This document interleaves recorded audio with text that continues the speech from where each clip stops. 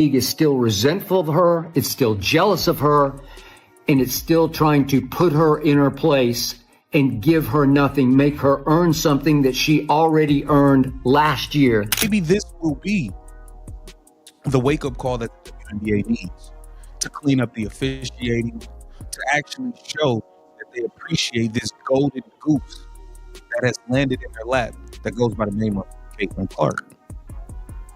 It's been so long where we've just seen this girl getting beat up in games. We see her get grabbed, hacked. All of those things can change in an instant. Kathy Angelbert, the WNBA, the team owners, and the players group. Everything can change in a split moment. This accident should make the WNBA pay attention if it does nothing else. The WNBA lost their star player, and they are the only ones to blame. Caitlin Clark will be out for at least 2 weeks because she hurt her left quadriceps. It was the first time since her junior year of college that she missed a game that wasn't seasoned. But here's what makes me really angry. This injury may have been caused by a tight quad in the offseason that wasn't properly treated. Was Clark playing hurt the whole time while dirty players hit him and bad judges didn't care? It could not have come at a worse time, and the league is already in a fear mode. The Players Association and team owners are afraid that all of this excitement, interest, and newfound attention to the league could disappear overnight.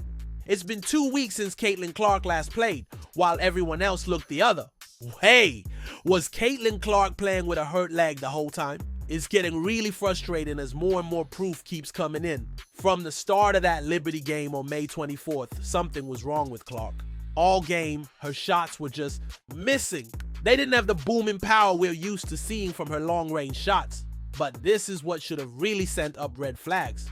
Clark was seen on video using a heat pack on her leg during the game. It's not necessary to be a doctor to figure out that she was already in pain. Stephanie White, Clark's coach, said after the MRI results that she didn't even know when Clark got hurt.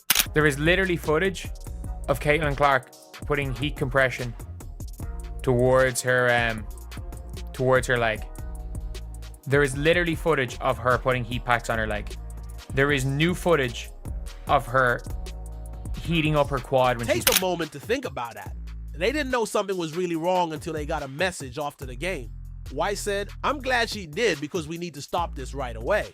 She was talking about Clark finally telling someone. She felt uncomfortable. You now know everything you need to know about how Clark hid her pain. Let us be honest about what took place. It wasn't a random mistake at the Liberty game. Clark couldn't play in the Fever's first exhibition game because his left quad was sore. Right now, she hurt her quad again in the same leg. The team says that this new injury has nothing to do with the problem from the training. But really? When the same group of muscles fails twice in one season, it's not a fluke. I see a pattern. Maybe this will be the wake-up call that the WNBA needs to clean up the officiating, to actually show that they appreciate this golden goose that has landed in their lap that goes by the name of Caitlin Clark. It's been so long where we've just seen this girl getting beat up in games. We see her get grabbed, hacked, bumped into, knocked on the floor. There's never any whistle. Not a single whistle comes from in this case. This is what makes it even worse. Since her rookie year until the first few games of this year, Clark has been getting hit hard for 2 years in a row. Defenders have been able to grab her, bump her off the screens, and give her hard fouls with little to no punishment from the officials. She takes in touch that would be seen by other players every game. It has been clear who is being targeted, and the authorities have not done anything to protect their biggest star. What was that play? Oh my God, this is rigged. This is rigged. She got yanked, fell on her hip. That's a hack! White's comment that great players hide their problems is right on the mark. Clark was under a lot of pressure to keep playing even though she was hurting. She likely thought she could handle it like she does everything else. This time though, her body told her no. The scary truth is that Clark has been playing while hurt and getting hit by players who knew the refs wouldn't protect. Resentful of her, it's still jealous of her, and it's still trying to put her in her place and give her nothing, make her earn something that she already earned last year when she put this league on the national map. For the first time ever, it was really, really and truly on the national map. It was really, really, really on the national scene for the first time ever.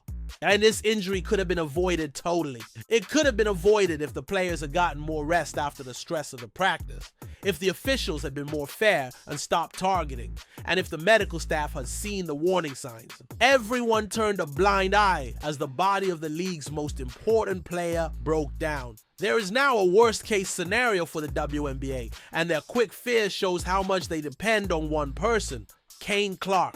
Someone is out for at least 2 weeks who made 26.5% of all the money made by the WNBA last season from things like product sales, ticket sales, and TV broadcasts. Not less than 2 weeks, but more like 4 to 6 weeks. Remember that she will be reevaluated in 2 weeks at the very least, but more likely 4 to 6 weeks.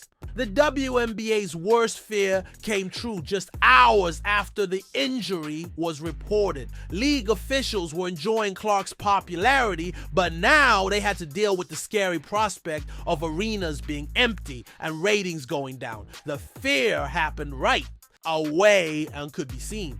Teams that had put a lot of money on Clark's ability to draw crowds were now looking at possible financial disasters. There is one thing, no doubt, that's about to happen. The WNBA teams that moved their games, this is about to be catastrophic for them. And it's kind of funny. The Chicago Sky bet even more by bringing their Fever game to the United Center, which is where the Chicago Bulls play. The huge improvements to the building were meant to show how popular and growing the league has become. Instead, with thousands of empty seats, it looks like it could be a disaster. Imagine how the United Center would look if it was almost empty during a game that was shown all over the country. That's the kind of shame that makes a league look old. What WNBA execs should be scared of. Yep, that's the Baltimore game. I believe that's about a 15,000 seat arena situation. This one's at the United Center in Chicago. Good luck getting anybody there. I mean, you know. Their whole way of making money relies on a 23-year-old player. 2.7 million people watched the May game between the Fever and Sky, which peaked at 3.1 million. It was the most watched WNBA game in ESPN's history. People don't watch those many games because they love the league. People watch Caitlin Clark, so these things happen. Other networks like CBS Sports are already getting ready for a huge drop in viewers. Advertisers who paid a lot for Clark games are probably having tough talks with the people who buy their media right now. The league's whole business plan was based on one person, and now that person is hurt.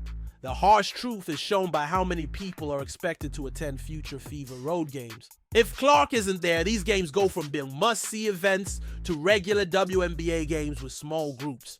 Teams that were planning special events and thought the venues would be packed to the brim are now seeing arenas that are only half full.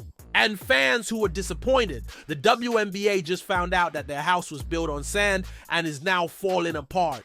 After 26 years, the league finally found their hero, but they didn't do enough to protect her, and now it's costing them everything.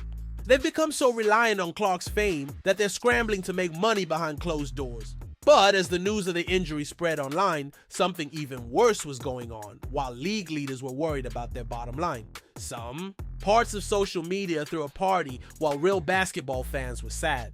As soon as it was announced that Caitlin Clark was hurt, there were a lot of nasty posts celebrating, mostly from Angel Reed and Chicago Sky fans. In fact, these people were happy that a 23-year-old player got hurt. Take a moment to think about that. The mean comments on social media showed that something was wrong with women's basketball. On Twitter and Instagram, people were happy about Clark's accident and wrote posts about how great it was that the league's biggest star was out. Some fans said it out loud. They were glad Clark couldn't play against their favorite teams. Some people laughed at Clark's injury and said he was probably just pretending to be hurt to get attention. The amount of hate that was aimed at one player was shocking. This injury should be the loudest wake-up call the WNBA has ever received. They failed to protect their most valuable player, ignored the warning signs, and let the pressure of ratings and revenue outweigh basic care and safety. Now, they're facing the consequences of that failure. Financial panic, national embarrassment, and the possible loss of millions of fans who tuned in just for Caitlin Clark. But beyond the league's desperation, the most heartbreaking part is the joy some people showed over her pain. That toxic reaction is a symptom of a much deeper problem, a culture that refuses to protect greatness when it doesn't fit their narrative. Clark didn't just bring record-breaking attention to women's basketball, she brought hope, passion, and pride to millions. So while the league scrambles and the haters celebrate, real fans are still here standing by her. Because when Caitlin Clark returns, and she will return, smarter, stronger, and even more dangerous, she won't just be playing for wins. She'll be playing to remind everyone exactly why she changed the game. Get well soon, Caitlin Clark. Your real fans are waiting.